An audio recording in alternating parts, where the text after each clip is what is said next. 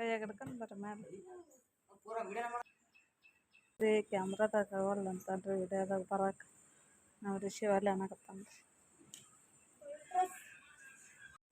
Hi hello friends, welcome back to our channel. ನಿಮ್ಮ ಮನೆ ಮಗಳು ತ್ರಿವೇಣಿ ಮಾಡುವ ನಮಸ್ಕಾರಗಳು. ಹೇಗಿದ್ದೀರಾ? ನಾವು ಆರಾಮಿದ್ದೀವಿ ನೋಡ್ರಿ. ನೀವು ಕೂಡ ಆರಾಮಿದ್ದೀರಾ ಅಂದ್ಕೊಂಡು ಭಾವಿಸ್ತಾ ಇವತ್ತಿನ ಲಾಗ್ ಸ್ಟಾರ್ಟ್ ಮಾಡಿದ್ದೀನಿ. ಇವತ್ತಿನ ಮಧ್ಯಾಹ್ನದಲ್ಲಿಂದ ಲಾಗ್ ಸ್ಟಾರ್ಟ್ ಮಾಡಿದ್ದೀನಿ. ನನಗೆ ಮನಸ್ಸೇ ಇರಲಿಲ್ಲ ಇವತ್ತು ಲಾಗ್ ಮಾಡ್ಬೇಕಂತಂದ್ರೆ. ಅದು ಒಂದು ಬೇಜಾರ ವಿಷಯ ಮನಸ್ಸಲ್ಲಿ ಕೊರಿತಾ ಇತ್ತು. ಅದನ್ನ ಹೇಳ್ಕೊಂಡ್ರಾಯ್ತು, ನಿಮ್ಮ ಮುಂದೆ ಹೇಳ್ಕೊಂಡು ಮನಸ್ಸು ಹಗುರ ಮಾಡ್ಕೊಂಡ್ರಾಯ್ತು ಅಂದ್ಕೊಂಡು ಇವತ್ತನ್ನು ಲಾಗಲ್ಲಿ ಸ್ಟಾರ್ಟ್ ಮಾಡಿದ್ದೀನಿ.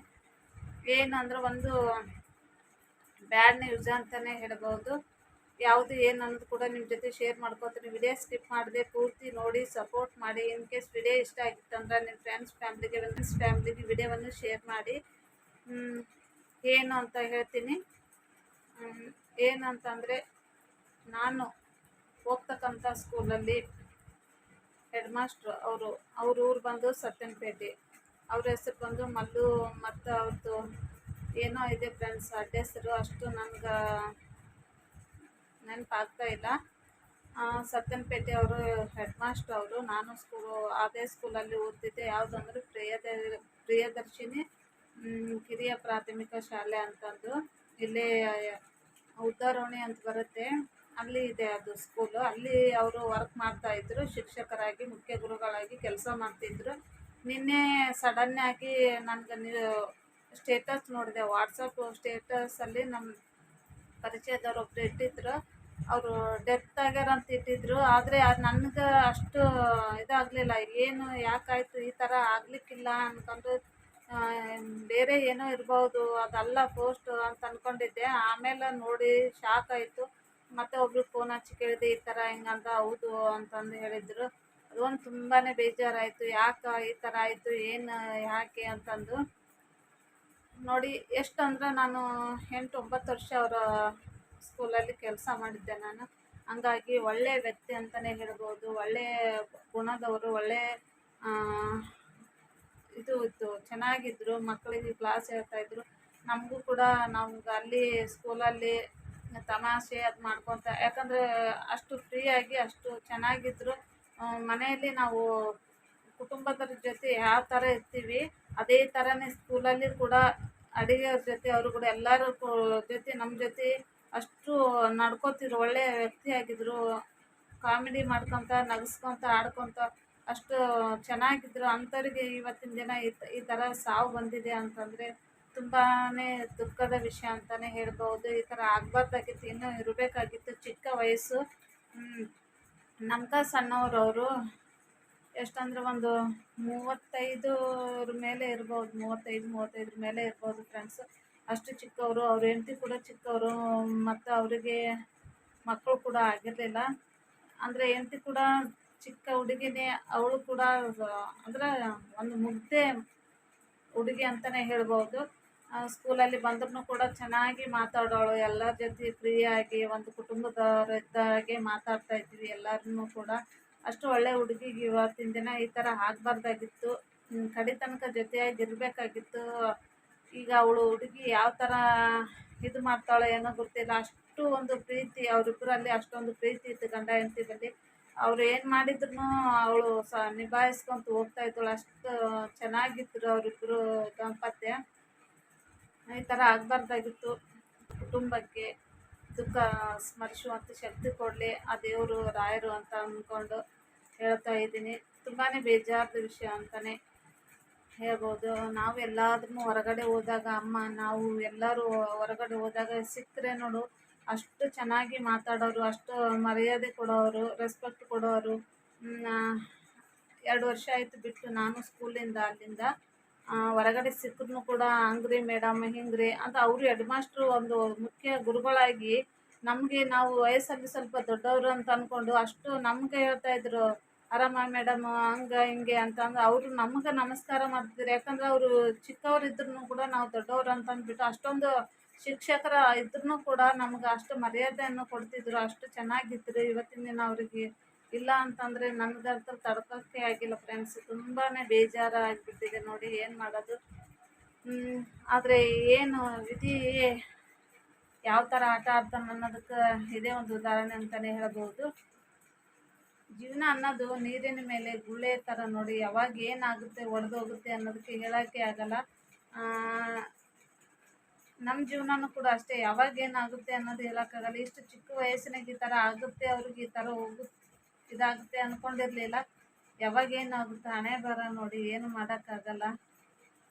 ನಿನ್ನೆ ಕೇಳಿಬಿಟ್ಟು ತುಂಬಾ ಬೇಜಾರಾಯಿತು. ಯಾಕಂದರೆ ನಾವು 8-9 ವರ್ಷ ಅವ್ರ ಜೋಡಿ ನಾವು ಕೆಲಸ ಮಾಡಿದ್ವಲ್ಲ, ಹಂಗಾಗಿ ಅದೊಂದು ಎಲ್ಲ ನಮಗಲ್ಲಿ ಸ್ಕೂಲಲ್ಲಿ ಅಕ್ಕ ತಮ್ಮ ಒಂದು ಶಿಕ್ಷಕರ ಸ್ಟಾಫಲ್ಲಿ ಒಂದು ಯಾವುದೇ ಒಂದು ಭೇದ ಭಾವ ಇರಲಿಲ್ಲ. ಅಷ್ಟು ಚೆನ್ನಾಗಿ ಫ್ರೀಯಾಗಿ ಒಂದು ಕುಟುಂಬ ಏನಿರುತ್ತಲ್ಲ, ಮನೆಯೊಳಗೆ ಕುಟುಂಬ ಹೇಗಿರುತ್ತೆ ಆ ಥರ ಒಂದು ಅಲ್ಲಿ ಆ ಥರ ವಾತಾವರಣ ಇತ್ತು. ನಮ್ಮೆಲ್ಲ ಟೀಚರ್ ಸ್ಟಾಫು ಅವರು ಎಲ್ಲರೂ ಕೂಡ ಒಟ್ಟಿಗೆ ಇದ್ದು ಅಷ್ಟು ಚೆನ್ನಾಗಿ ಏನಾದರೂ ನಗಿಸ್ತಾ ಮಾಡ್ತಾ ಕಾಮಿಡಿ ಮಾಡ್ತಾ ನಕ್ಕೊತ ಆಡ್ಕೊತ ಅಷ್ಟು ಚೆನ್ನಾಗಿ ಅವ್ರ ಜೊತೆ ನಾವು ಕಾಲವನ್ನು ಕಳೆದಿದ್ವಿ. ಇವತ್ತಿನ ದಿನ ನೆನೆಸ್ಕೊಂಡ್ರೆ ತುಂಬಾ ಬೇಜಾರಾಗುತ್ತೆ. ಅವ್ರದ್ದು ಈ ಥರ ಆಗಬಾರ್ದಾಗಿತ್ತು, ಚಿಕ್ಕ ವಯಸ್ಸಿನಲ್ಲಿ ಹೇಗಾಯ್ತಲ್ಲ ಅನ್ನೋದು ಅದೊಂದು ತುಂಬಾ ಬೇಜಾರಿದೆ. ಅವರು ಕುಟುಂಬ ದುಃಖವನ್ನು ಮರೆಸುವಂಥ ಶಕ್ತಿ ಕೊಡಲಿ ಆ ರಾಯರು ಅಂತಂದು ಕೇಳ್ಕೊತಾ ಇದ್ದೀನಿ. ತುಂಬಾ ಅವರು ಮನೆಯಲ್ಲಿ ದುಃಖದ ಮಡಲನ್ನು ತುಂಬಿಕೊಂಡಿದ್ದಾರೆ. ನನಗೆ ಹೋಗೋಕ್ಕಾಗಿಲ್ಲ ಫ್ರೆಂಡ್ಸ್. ಹೋಗ್ಬೇಕಂದ್ರೆ ನನ್ನ ಜೋಡಿ ಯಾರೂ ಇರಲಿಲ್ಲ ಹೋಗೋಕ್ಕೆ, ಹಾಗಾಗಿ ನಾನು ಹೋಗೋಕ್ಕಾಗಲಿಲ್ಲ. ಇಲ್ಲಿದ್ದ ಹೇಳ್ತಾ ಇದ್ದೀನಿ, ತುಂಬಾ ಮಿಸ್ ಮಾಡ್ಕೊಂಡೀನಿ ಅಂತ ಹೇಳ್ಬೋದು ಸರಿಗೆ. ಅವ್ರು ನೋಡಬೇಕಾಗಿತ್ತು ಕೊನೆ ಕ್ಷಣ, ನನಗೆ ಆಗಲಿಲ್ಲ. ಅದೊಂದು ತುಂಬಾ ಬೇಜಾರು ಆಗಿದೆ ನೋಡಿ. ಸರ್ ಅಂತಲೇ ಹೇಳ್ಬೋದು. ನಾನು ಕೆಲವೊಂದು ವಿಡಿಯೋಸ್ ಬಿಟ್ಟಿನಿ ಫ್ರೆಂಡ್ಸ್, ನಿಮ್ಗೆ ಆ ವಿಡಿಯೋದಾಗ ನೋಡಿದರೆ ಗೊತ್ತಾಗುತ್ತೆ. ಯಾವುದಂದ್ರೆ ಧ್ವಜಾರೋಹಣ ಫಂಕ್ಷನ್ನೇ ಇರ್ಬೋದು, ಸ್ಕೂಲಿಂದು ಕೆಲವೊಂದಿಷ್ಟು ಹಾಕೀನಿ. ಅದರೊಳಗೆ ಇದ್ದಿರ್ಬೋದು, ನನಗೂ ಅಷ್ಟು ಗೊತ್ತಿಲ್ಲ. ತುಂಬಾ ಇವತ್ತು ಬೇಜಾರದ ವಿಷಯನೇ. ನನಗೂ ಕೂಡ ಮೂಡಿರಲಿಲ್ಲ. ಬೆಳಗ್ಗೆ ನಿನ್ನೆಯಿಂದ ಕೇಳಿಬಿಟ್ಟು ತುಂಬಾ ಮೂಡು ಅಪ್ಸೆಟ್ ಆಗಿತ್ತು. ನನ್ನ ಒಂದಿಷ್ಟು ಕೆಲವೊಂದು ಹಂಚಿಕೊಳ್ಬೇಕಾಗಿತ್ತು, ಅದಕ್ಕೋಸ್ಕರ ನಾನು ಇವತ್ತು ನಿಮ್ಮ ಜೊತೆ ಹಂಚ್ಕೊಂಡಿದ್ದೀನಿ. ಇಷ್ಟು ಹೇಳೋಕ್ಕೆ ಇಷ್ಟಪಡ್ತೀನಿ ಫ್ರೆಂಡ್ಸ್. ನನಗೆ ತುಂಬಾ ಇದು ಬೇಜಾರು. ಯಾಕಂದ್ರೆ ಅಷ್ಟು ದಿನ ಕಳೆದಿವಲ್ಲ ಅವ್ರ ಜೊತೆಯಲ್ಲಿತ್ತು, ಅವರ ಹಾವಭಾವಗಳನ್ನೆಲ್ಲ ತಿಳ್ಕೊಂಡು ಅದೊಂದು ತುಂಬಾ ದುಃಖದ ಒಂದು ವಿಷಯನೇ ಅಂತಲೇ ಹೇಳ್ಬೋದು. ಹೇಳೋಕ್ಕಾಗಲ್ಲ.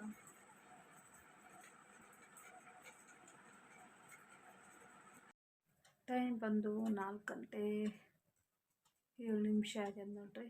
ಇನ್ನೇನು 4:15 ಬರ್ತಾರೆ ಮಕ್ಕಳು. ನೋಡಿ, ಕಸದ ಗುಡಿಸಿದ್ದು ಹಂಗಾದರೆ ಏನು ಕಸ ಬಿದ್ದಿಲ್ಲ, ಏನೇ ಬಿದ್ದಿಲ್ಲ. ಮಕ್ಕಳೆಲ್ಲ ಸ್ಕೂಲಿಗೆ ಹೋಗ್ಯಾರ. ಏನೇನು ಕಸ ಬೀಳುತ್ತೆ ನೋಡಿ. ಇಷ್ಟೆಲ್ಲ ಬಾಂಡೆ ಅದು ಉಜ್ಜಿಟ್ಟೇನ್ರಿ. ಈಗ ಸಂಜೆಗೆ ಒಂದಿಷ್ಟು ರೊಟ್ಟಿ ಅದು ಮಾಡ್ಕೋಬೇಕು. ಬೆಳಗ್ಗೆ ಚಪಾತಿ ಅದು ಹಾಕ್ಕೊಟ್ಟೇನ್ರಿ ಅವ್ರಿಗೆ. ಈಗ ಸಂಜೆಗೆ ರೊಟ್ಟಿ ಹಾಕೋಬೇಕು ನೋಡ್ರಿ. ಮಣ್ಣೆತ್ತಿನ ಮಸಿಗೆ ಏನು ಮಾಡ್ತಾರೆ, ಮಣ್ಣಿಂದು ಎತ್ತುಗಳು ತರ್ತಾರೆ. ಎತ್ತುಗಳು ತಂದು ಪೂಜೆ ಅದು ಮಾಡ್ತಾರೆ. ಹೋಳ್ಗೆ ಅದು ಇಲ್ಲ ಸ್ವೀಟ್ ಅದು ಏನಾದರೂ ಶಾವಿಗೆ ಬಸ್ತು ಇಲ್ಲಾಂದ್ರೆ ಶಿರಾ ಅದು ಮಾಡಿ ನೈವೇದ್ಯ ಇಡ್ತಾರೆ. ಮಣ್ಣಿನ ಎತ್ತಿನ ಮುಂದೆ ನೈವೇದ್ಯ ಇಡ್ತಾರೆ. ಇಟ್ಟು ಏನು ಮಾಡ್ತಾರೆ, ಪೂಜೆ ಅದು ಮಾಡ್ತಾರಲ್ರಿ. ಹಾಗಾಗಿ ಅದನ್ನು ಮಾರನೇ ದಿನ ಇಡ್ತಾರೆ. ಎಲ್ಲಿ ಅಂದ್ರೆ ಹೊರಗಡೆ ಇಡ್ತಾರೆ, ಗೇಟ್ ಹತ್ರ ಇಲ್ಲ ಮ್ಯಾಳ್ಗೆ ಮೇಲೆ ಇಡ್ತಾರೆ. ಇಟ್ಟಿತ್ತಂದ್ರೆ ಏನಾಗುತ್ತೆ, ಮಳೆ ಬರ್ತದೆ. ಕೆಲವೊಬ್ರು ಇಡೋಂಗಿಲ್ಲ, ಮನೆಯಲ್ಲೇ ಇಟ್ಬಿಡ್ತಾರೆ. ಅಮ್ಮ ಹತ್ರ ಇಟ್ಟಿತ್ತು ಮೇಲ್ಗಡೆ ಇಟ್ಟಿತ್ತು ನಿನ್ನೆ ಅಂತ ಸಿಕ್ಕಾಪಟ್ಟೆ ಮಳೆ ನೋಡ್ರಿ.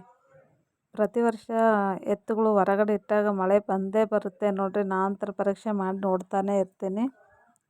ಮ್ಯಾಳ್ಗೆ ಮೇಲೆ ಹೊಂಟೀನಿ ರೀ ಇವತ್ತು. ಮ್ಯಾಳ್ಗೆ ಮೇಲೆ ಹಾಕೀನಿ ಬಟ್ಟೆ.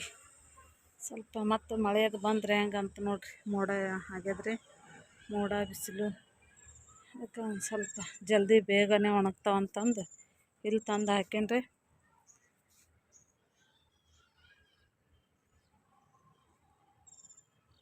ಒಣಗ್ಯಾವ ನೋಡ್ರಿ, ಒಣಗ್ಯಾರಿ. ನಾನು ಸ್ವಲ್ಪ ಸ್ಕೂಲ್ ಯೂನಿಫಾರ್ಮ್ ಅದು ಇದ್ದವು ರೀ.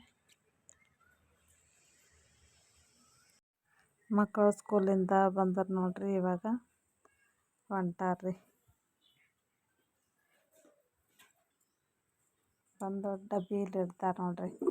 ಡಬ್ಬಿ ತೆಗೆದು ಇಲ್ಲಿ ಇಟ್ಬಿಟ್ಟು ಗೋಡೆ ಮೇಲೆ ಇಟ್ಟು ಮ್ಯಾಗ ಬರ್ತಾರೆ. ಈಗ ಶೂ ಅದು ಬಿಚ್ಚಾಕತ್ತಾರೆ ಅಲ್ಲೇ ಕೆಳಗೆ ಬಿಚ್ಚಿ ಕೈಯಾಗ ಹಿಡ್ಕೊಂಡು ತೊಗೊಂಬರ್ತಾರೆ. ತಂದು ಮೇಲ್ಗಡೆ ಇಟ್ಟು ಮತ್ತು ಕೆಳಗೆ ಹೋಗಿ ಕೈಕಾಲು ಮುಖ ಅದು ತೊಗೊತಾರೆ ಅವರು. ಡ್ರೆಸ್ ಅದು ಬಿಚ್ಚಿ ಮಾಡಿ ಕೈಕಾಲು ಮುಖ ತೊಗೊಂಡು ಬೇರೆ ಡ್ರೆಸ್ ಅದು ಹಾಕ್ಕೊಂಡು ಸ್ವಲ್ಪ ಹೊತ್ತು ಕುಂತು ಆನಂತರ ಹೋಮ್ವರ್ಕ್ ಅದು ಮಾಡ್ತಾರೆ. ಒಂದು 5-10 ನಿಮಿಷ ನೋಡ್ತಾರೆ ಟಿ ವಿ ಅದು. ನೋಡಿಬಿಟ್ಟು ಆಮೇಲೆ ಹೋಮ್ವರ್ಕ್ ಮಾಡ್ತಾರೆ. ಹೊಂಟಾರ ನೋಡ್ರಿ ನಮ್ಮ ಸಂಪ್ರೀತ್.